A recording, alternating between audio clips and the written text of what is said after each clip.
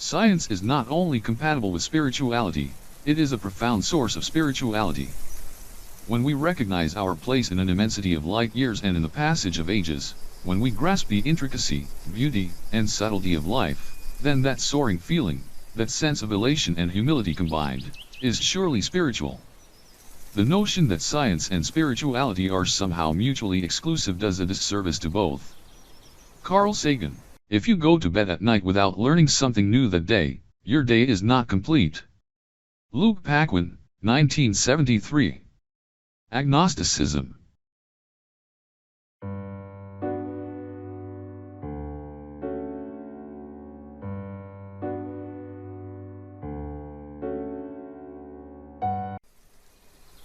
Agnosticism.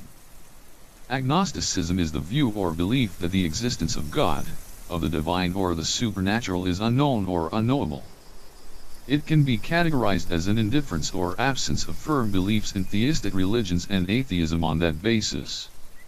Another definition provided is the view that human reason is incapable of providing sufficient rational grounds to justify either the belief that God exists or the belief that God does not exist.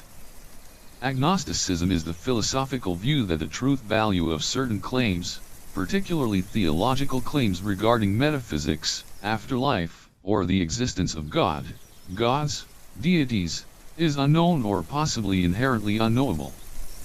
Some agnostics take a stronger view that the concept of a deity is incoherent, thus meaningless, and irrelevant to life.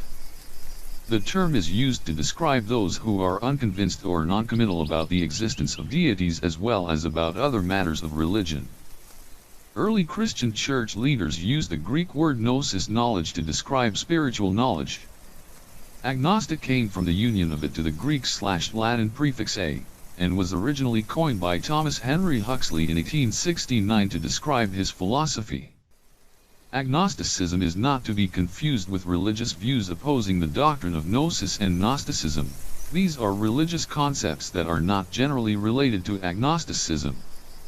Agnostics claim that either it is not possible to have absolute or certain knowledge, that while certainty may be possible, they personally have no knowledge. Agnosticism in both cases involves some form of skepticism.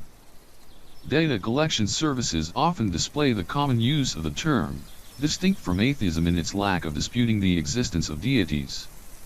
An agnostic is a person who has entertained the proposition that there is a God but believes neither that it is true nor that it is false.